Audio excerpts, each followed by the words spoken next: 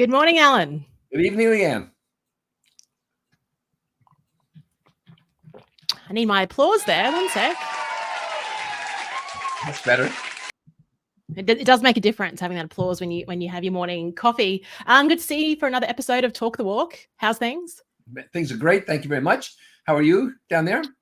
Doing well down here, nice and early. Chipper Friday, 6 a.m., which is great. I've got a quick question before we sort of explore today's topic, but I will put the banner up for today's topic. We're looking at the worst workshop experiences, and this is coming from our perspective as people that host workshops. So not coming from us as being the participants, but being the host. What has gone wrong? What have groups done? But before we start that conversation, Alan, I'm keen to hear your perspective. Are you thinking of running for president this year? No, you want to know why? I'd love to know why. I think you should. I think you really should. Well, running for president, you have to make compromises. You have to mingle. You have to get along with people. And there really are ugly babies. And so when someone held one up, I'd have to tell the truth. Oh, my gosh. That's the reason? That's the reason. Yeah. I mean, you're an honest guy. I'm a far better candidate than either of these two guys. I agree. That's why I asked you the question. Come on. Yeah. I mean, we could spend 30 minutes, even longer talking about that. I'm sure it's consuming the dialogue over there. You have, what do you call them? Wallabies out there, right? Wallabies? Yeah, we have wallabies. You have wallabies that are better qualified. Agree. At least I'd boost morale. At least they look cute. At least I'd be heartwarming.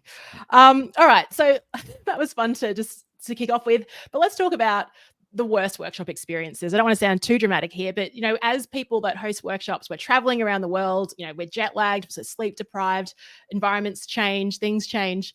We also have different guests that show up. Have you ever had a workshop experience from hell?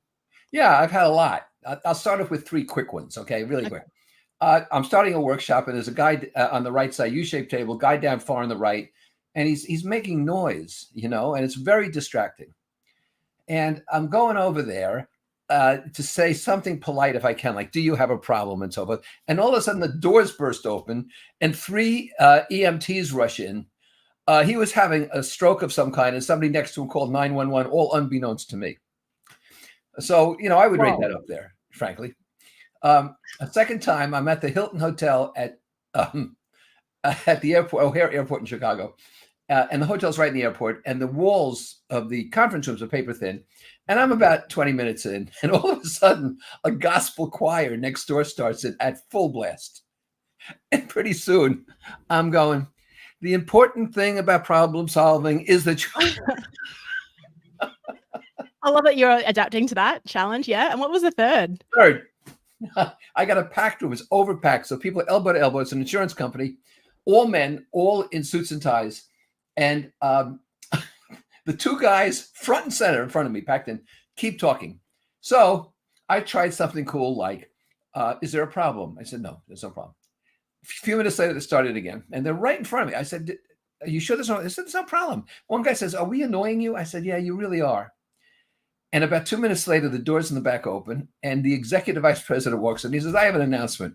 He says, Roger Jones, who's one of the guys in front of me, has just been promoted to senior vice president. Let's give him a big round of applause. Oh. So I'm going. How much longer were you in that workshop for? As short as I could make it, but it was another hour and a half. Oh, how awkward. Oh, but the people that called 911, they didn't tell you? Why do you think they didn't tell you? They didn't want to interrupt the flow? They didn't want to interrupt. That's exactly right. Oh. Didn't want to interrupt. You think there's a time and place to interrupt. I think that's, when you're dying, when you're having a major. You think? Listen, I was at a wedding once, and during the reception, the bride, whom I knew, introduced me to her father, who I never met. I shook his hand. He dropped straight on the floor and collapsed. Had a heart attack. The EMTs come. They cart him away. This was during a wedding reception. Everybody's pulling their hair and crying. My wife says to me, you've done it again. Yeah, I don't think you should put that on your sales page. People sort of have heart palpitations when they meet you. Yeah, he recovered. Not a selling point.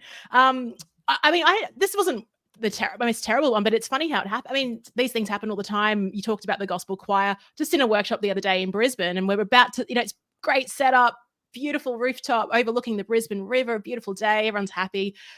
Just as I start, they start piping this music into the room, just like at decibel levels.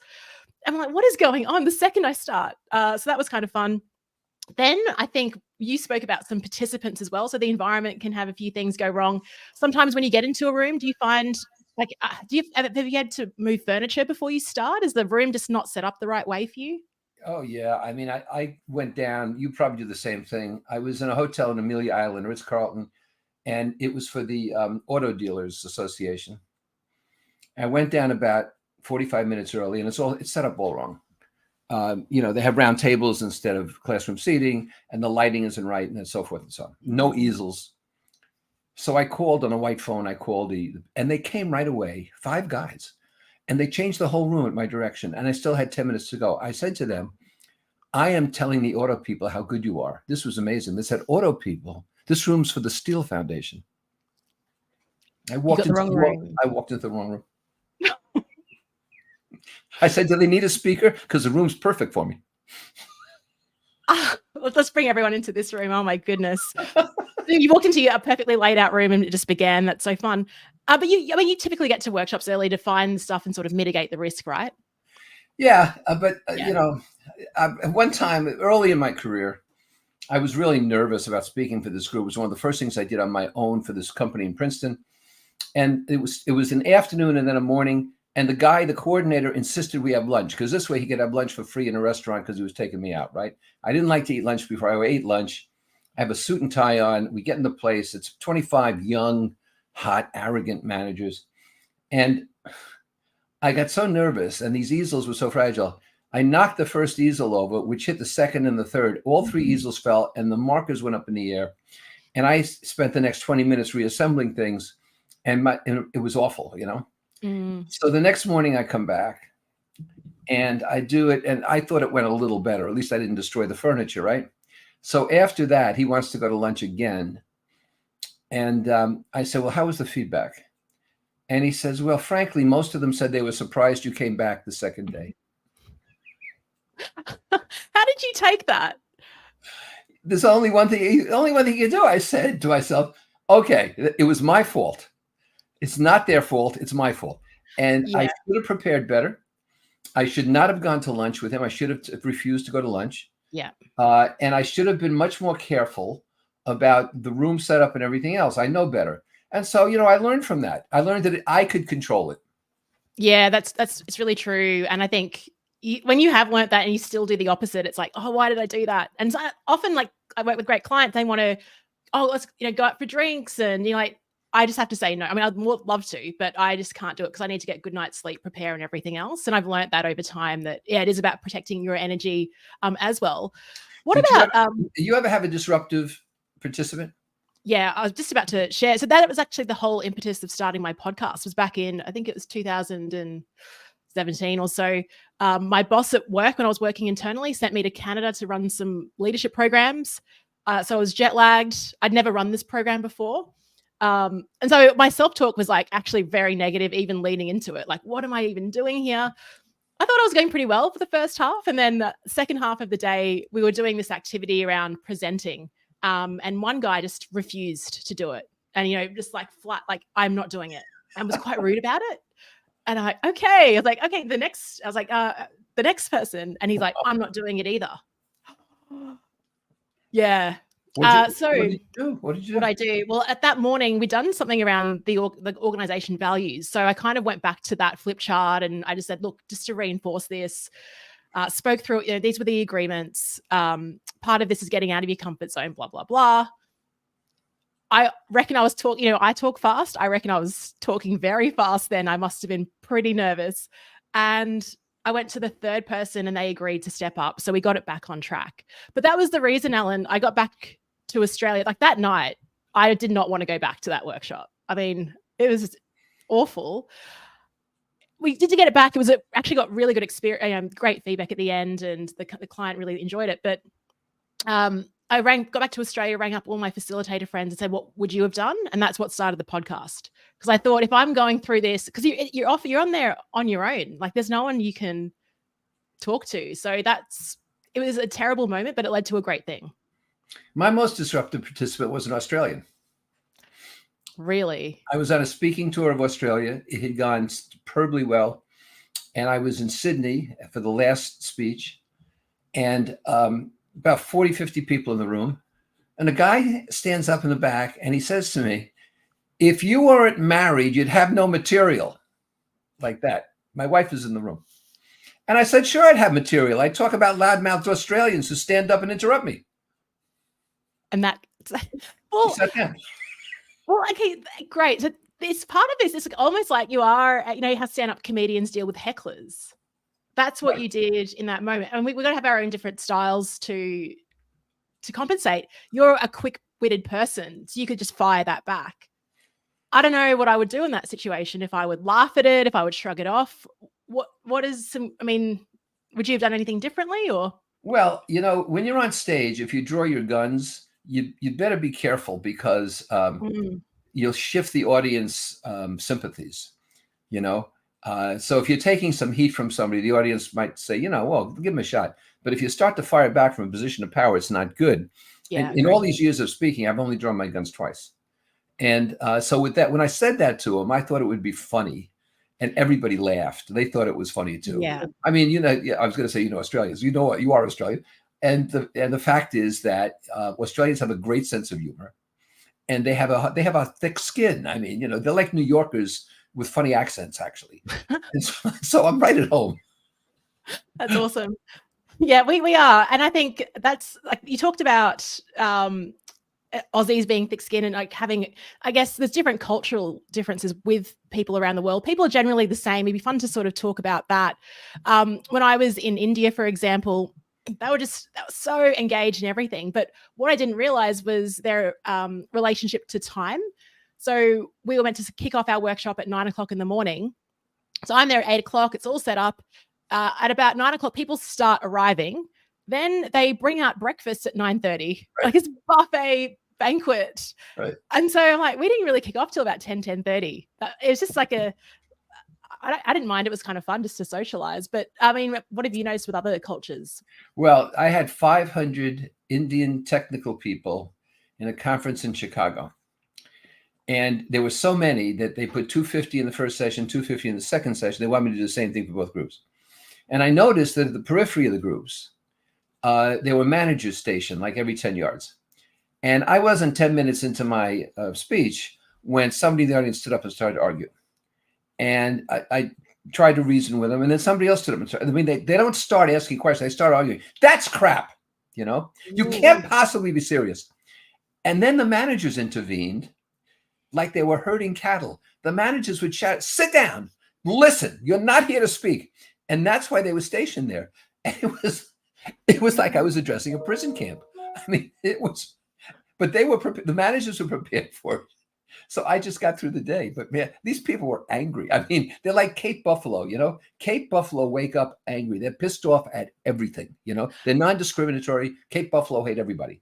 And these people really hated everybody.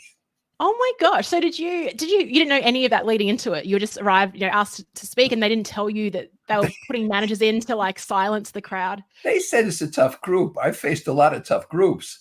I didn't anticipate that people were going to have to, you know, physically tell them to sit down and shove them and so forth. It didn't occur to me.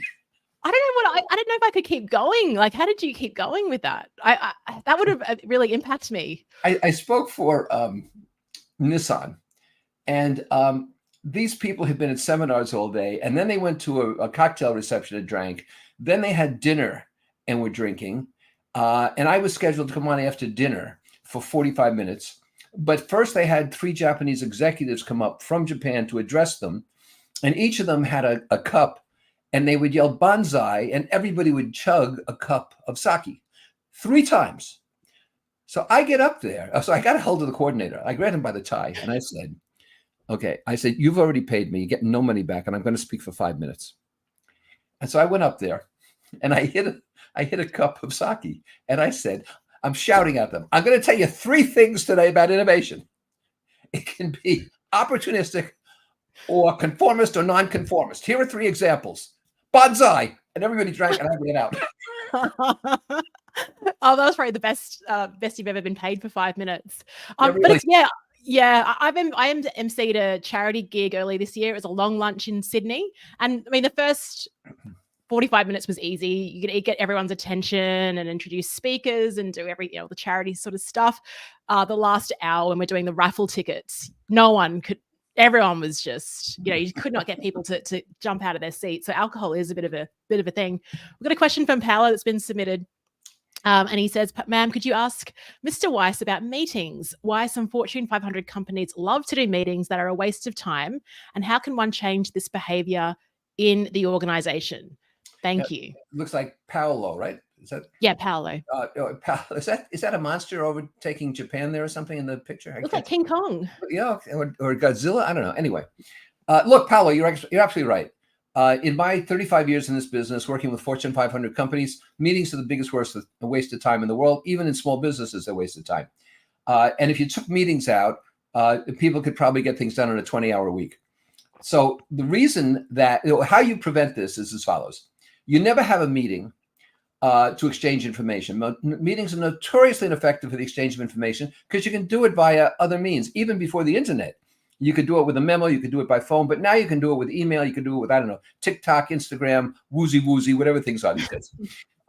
So meetings don't serve as information exchange. And when you try that, Paolo, as you know, the stuff that's on one easel gets transferred to another easel. That's it. Nothing happens. Okay. So the only reason for a meeting is to make a decision that will take an action. And you don't go to a meeting just because your name's on the invitation. You only go to a meeting if you can substantially and substantively contribute to making that decision. If you can't, stay home. And that's why too many high-level people go to meetings. They're on there because people are afraid not to invite them, but they don't need to be there. Yeah, great. I'm with you on that. And I think we all know it. I mean, and there's a lot of data around how ineffective these meetings are. So some good strategies there. Now, we spoke about stuff that goes on in our workshops. And one thing that you do, and we're talking about in person, but let's talk virtual as well. Because Alan, when you run your webinars, you actually say up front, if you don't show up on video, I'm going to kick you out. You set an expectation. In workshops or meetings in general, are there any preventative measures that you bring in to sort of mitigate the risk of stuff going wrong in your session? Well, yeah, I think we all have to be alert to that. For example, I use a lot of humor, and that keeps people tuned in. I also use a lot of interactive stuff, Q&A, case studies, role plays. That keeps people active. And then if I'm doing a role play with you, I'll ask 3 other people to comment on it. So nobody knows who's going to be involved, so they better pay attention. You're quite right. I demand that I see people in action. I want to see a snapshot. And I also, in looking at people, whether I'm in person or it's remote, I'll say something like, John, you haven't said anything yet, and I know that your background is XYZ. Would you be interested in contributing something here? So I'll invite people to be involved. And I never do anything for more than 90 minutes at a time. And during the 90 minutes, I'll take a 10-minute break. So I'd rather run 2 mornings like that than a full morning of 3 hours. It's easier to sit in a classroom for 3 hours than to sit on a Zoom call. You can walk around, you can, take a break and so on. So anyway, that's what I do. I have found absolutely no trouble with that. But the key is, you and I both speak fast. You speak faster than I do, but you have to be dynamic. You have to be on top of your game, and you have to be very much in the moment. And as you know, I have all kinds of stories to tell. So my social proof of making a point is that I have these true stories I tell. If they're funny, they're self-demeaning. They're aimed at me, not somebody else. But people love stories. And so that's how I get through the day. I mean, I'm also concerned about keeping me interested, right? Yeah. And your stories a lot of them are, they're self-deprecating stories where you've stuffed up. Do you say stuff up in Australia? Because I use that term in Hong Kong. No, you're in Australia. You're in Australia. I'm here. Yeah, okay. No, we don't use stuffed up. Oh, yeah. I didn't realize that. No, we use stuffed up only with toilets, actually. Okay. So I used the word in Hong Kong and they're like, what does stuff up mean? I was like, this is one sort of, we often think the language we use is used in other countries, and we don't really, Australia, we do create a lot of phrases, as you know. Where was I going with that? I can't remember. But I was going with your stories. They're self-deprecating and you seem to just bring them out. Like you got an array of stories that you can bring out in the moment. what is the strategy for doing that for if you want to start incorporating more storytelling? Well, I'll tell you two things. First is a very brilliant humorist named Jeannie Robertson, who I knew. We were in the Hall of Fame together. And she passed away about 2 or 3 years ago. But she taught me how to keep a story log. And I keep a story log with indexes so that I might have just the first 3 words of a story. It might say something like a balloon story.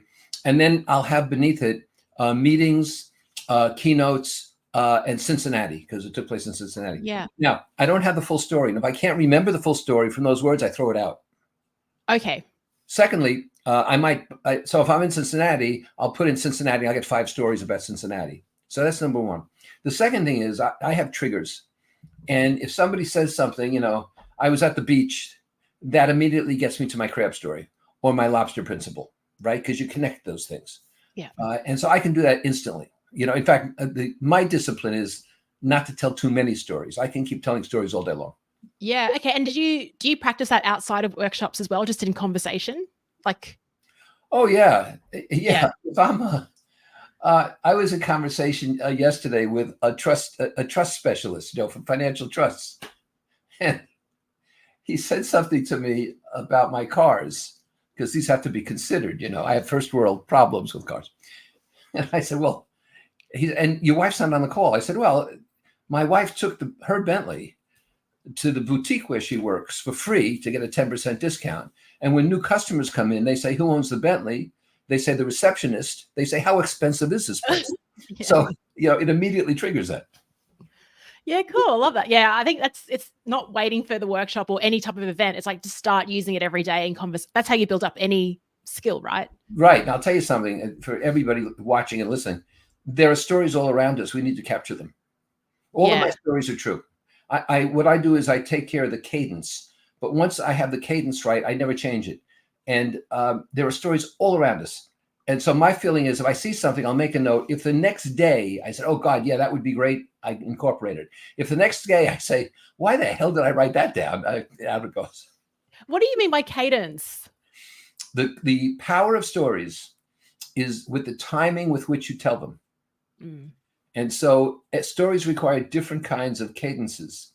So the story about my wife and the Bentley, I could tell with that kind of speed. But here's another story, okay? And you'll see it's slower. This is like Inception. There's like story after. I'm like, which layer of the story are we at? Okay. But I can do a workshop on this. So Harold and Helen retire at 65 and they go to Florida.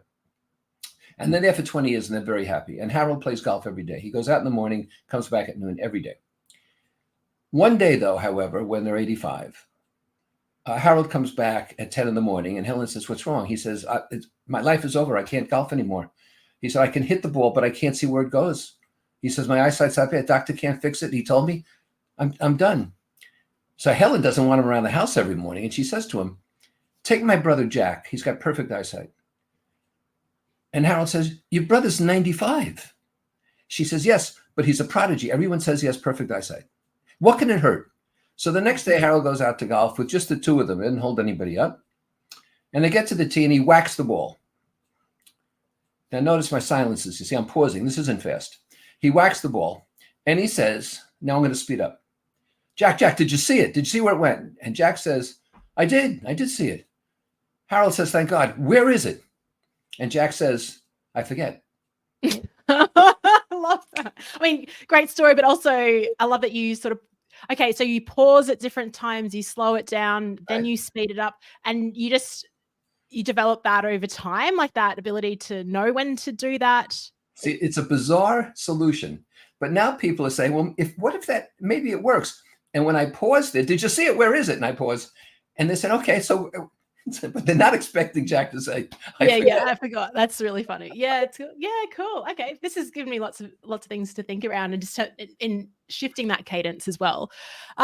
Just for our viewers and listeners who want some strategies, I think what I want to ask you specifically about. So there's different types of people in our workshops. There's people that are very quiet, people that are quite loud, those that are ambivalent, apathetic. Really, I want to ask you about the people in our groups that love to share things, but they go on and on and on because you are the king of brevity.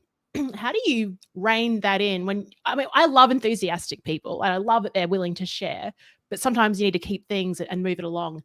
What are your Well, strategies for you're dealing with that? kinder than I am. I call these people who want to be the second smartest person in the room. So Um, they keep adding to what you say. Oh, here's another book you could read. Or I had this experience. So once they go on past a certain limit, and my limit's about a minute, I will say to them, this sounds fascinating. If you just excuse me, this sounds fascinating, but I need to keep to my schedule here. Or we're going to be delayed. So, maybe we could do this over lunch or at the end of the day or never. No, I wouldn't say that. And that's what you have to do with it, because what happens is your responsibility is to everybody in the room, and nobody wants to hear all this because it's it's ego, Now, if somebody corrects me and says that wasn't 1989, it was 1979, I'm all for that. That's great. Yeah. But you can't be taking up time like that. Some guy says, we're running this thing, we're practicing, and this guy who I had last seen about 8 years before, but he shows up for this workshop in person. I hadn't seen him for 8 years. Somebody asked a question, and I said, here's the answer. And he says, wait a minute, he says to me, I asked you that question 8 or 9 years ago, and you gave me a different answer. And I said immediately, yeah, you're right. I was wrong then. Took all the air out of him. Yeah. See, I'm not going to fight with you. Took all the air out of everybody. Laughed, as a matter of fact. Yeah. But, we are wrong at times. You think it's good now, but 8 years later, circumstances have changed.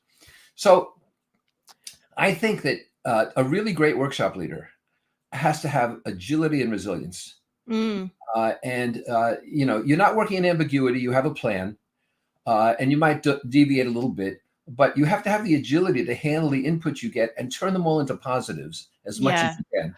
And then you have to have the resilience when you have a setback to bounce forward.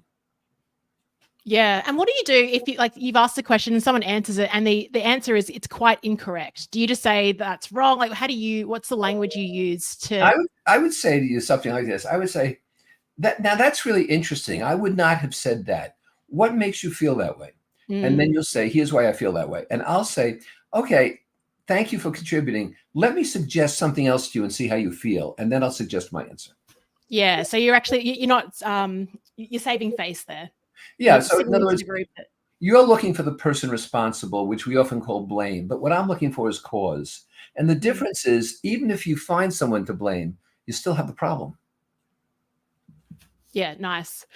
Alan, we've got future episodes. We can talk about this stuff all day long, but that's time. So thank you so much for another excellent Talk the Walk episode. Super Always fun. great to be with you. Always great to be with you. Thank you so much. And if you joined us, viewers, thanks for joining us today. And we'll see you on the next time. All right. Cheers. Walk the talk. Walk the talk.